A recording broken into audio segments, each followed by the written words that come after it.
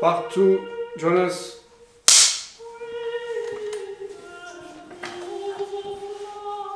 Okay, Johnes, so you wanted to talk about something else? Well, we'll go roundabout. Let's address the your methodology a little bit at this time, and then we'll relate that to the more philosophical and your work.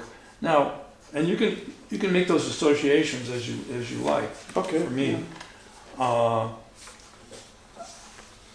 in the sense of your printmaking works are by superimposition of motifs, imagery, and figures, sometimes underlying on layers. Yeah. Which and the technique, as we discussed, understood as reverse glass. Yeah. Now, in which in painting I've seen this many times, but in printing it's much more complicated. Reverse glass process in which foregrounds are painted first on the pressings inside of a 1.05 meter square transparent plexiglass. Actually, you're working on an inside-out sequence in successive layers, and your imagery often interlocking star patterns, such as in Arabic non-figurative art, whereas in your work there's more association with figures. In imagery, often erotic, and these are really, I would say, comprehensively manifested in your work, in the sense of comprehensively that they're integral and integrated in your process. Yeah, in fact, I'm using silkscreen printing. Silkscreen, yeah. I'm printing the image with a table. Okay. Yeah. It used to belong to Andy Warhol. It was at the factory, I believe. So oh, really? I bought it from my boss. I was printing in with Drexel Press in Long Island City. And he had this old press, this old table. He said, "Oh, I was looking for a table." And he said, "Oh, it used to belong to Andy Warhol, so I bought it." And he's bringing it to me to my studio. So it's a short story, you know. Yeah. Silk screening is a good way of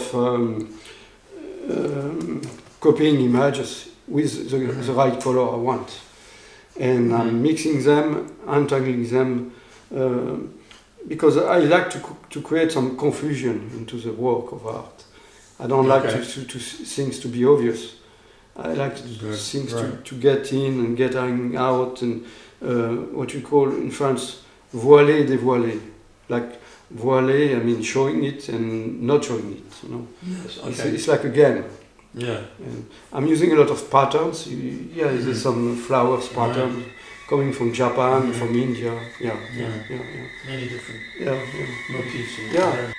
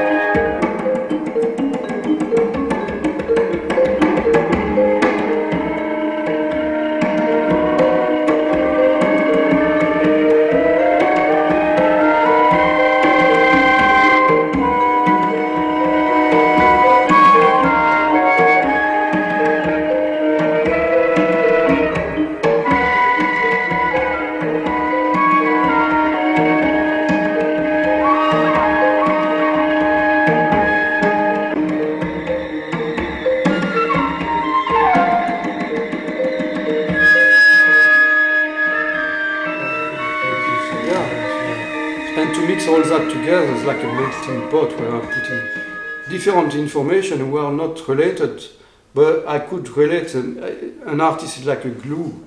We're gluing things together, putting things together, in order to make a quote a new world, a new information. I'm recuperating information and put them together. So it's something new. I'm mixing.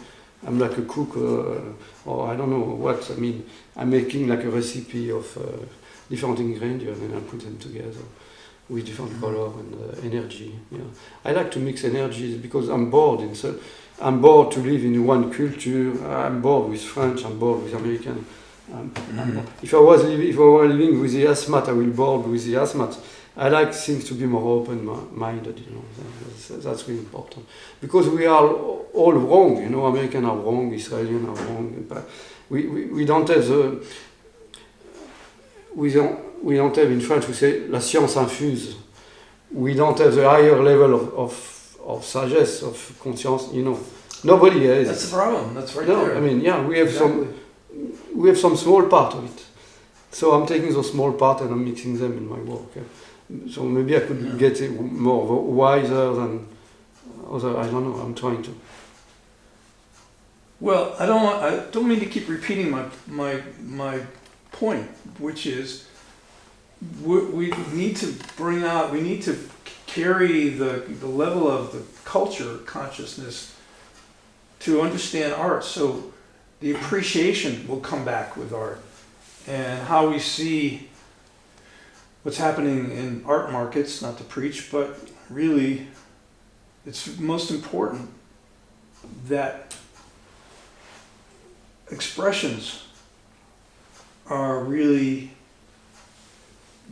deeply connected and then deeply understood so that they can be appreciated in the public, so that the art market doesn't just collapse because no one understands what artists are doing. That's that's the mystery, but it's also because artists are so essentially avant-garde, ahead of, by definition, what the common consciousness is in the social world. Maybe. So now we've seen this happen in the past 25 years, that the appreciation of art has gone mostly into museums and not so much with contemporary work in galleries. And I don't know, I don't mean to preach, so let's talk. It's our responsibility as artists to be aware that we need to, I don't know, I don't want to say we have to find a way really to carry the consciousness forward without insulting it, without making it feel that they will understand, because this is part of the experiential reality that we are in, certainly in the world, and it's becoming more frightening because the lack of trust in creativity results in the other expressions, the psychological expressions of aggression that we have. Yeah. So how can we counteract that? Well, I'm doing all what I can, but what I could see is that even if I'm showing my work in an important cultural place, I don't have any response from my work. So before, the only artists who have some kind of influence into public is people who are selling for more than $1 million or $2 million. That's otherwise they don't look at the work. That's there was an article not long time ago in the Gazette des Arts in France, and they were saying young artists were selling about 10 years ago. Young artists their first selling price in auction house was between $5,000 to $10,000 and now it go up to $300,000 or $500,000 for a first time in an auction house. So we don't. If you don't sell your work, you're not out. Your work is not seen. Even I'm showing a lot to the website, to the net. Nobody's seen my work. It's just it doesn't go to the public. And what can you do? Except being a top 10 gallery in the world, nobody's going to look at your work. You could show in a small gallery, whatever, in New Haven or Dijon or whatsoever. Nobody gives a shit, you know. And nobody will buy your art because they think it is not valuable, you know. That's the point. And you could put, you could put $10,000, you could put 20,000, you could put 200,000. If nobody buy it at this price, your work doesn't worth anything. It's zero. Me in my studio, I could put any price, I don't sell it. So sometimes it's better to just raise the price as high as possible. No, but okay, but you cannot sell for $1 million in Besançon because already at 10,000, nobody's buying it, you know. So even if I were putting it at €10, nobody will buy it. They will buy it, you know. So it's just we fucked. We fucked because all the galleries have been closed. My small gallery of Zurich closed. They couldn't pay the rent anymore. You know, it's just it's a difficult situation for artists, I think, for creators altogether, writers and musicians. It's a terrible situation now. Yeah, we are in. But the issue that I've been dealing with in terms of what I see out in the public in the galleries and where the wealth is going. The problem is, it looks to me like it's going more towards more overly simplified artwork. Of course. So nobody that's just a counteraction of. But you cannot go against Damien Hirst. Of consciousness. He's selling for 2 or 3 million, so nobody could. He's showing in every museum. I don't have nothing about his work about him. Or Jeff Koons, they're all over the world. You cannot go against those. They have the space.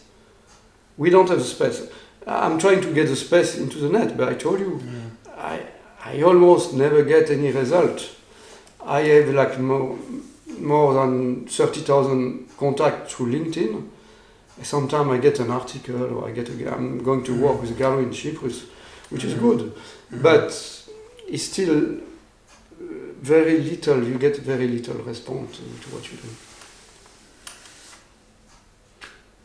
This is the problem of the consciousness level of.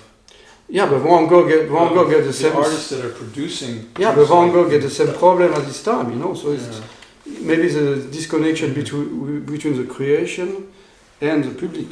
Maybe there's 50 years of gap. Who knows? I mean, who knows? You know, I mean, maybe it's normal. I don't know. It's questionable, you know. So.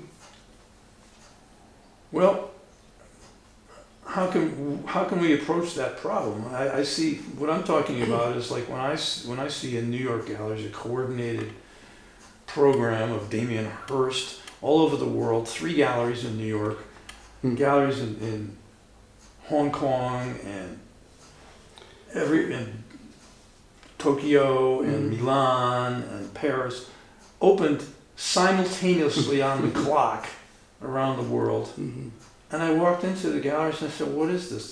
They're dots, they're colored dots. And what is that? I mean, is that something, it just goes to the oversimplification of meaning. There is no real meaning. And it's just there. A dot is, nothing. It's not even a void where there's an empty space to work into. And this is a problem that I see, and it's related to philosophy in my mind, in terms of what Parmenides had talked about. He said, being is, non-being is, being and non-being are. There's nothing. What is non-being? Non-being is just like a computer virus that just eats up everything and destroys. And this is what we see going on in the body politic. Yes. Okay. However, so that's an issue. Let's go back to that. Okay. Hold on, Josh, because I need to stop again. I didn't put the clock.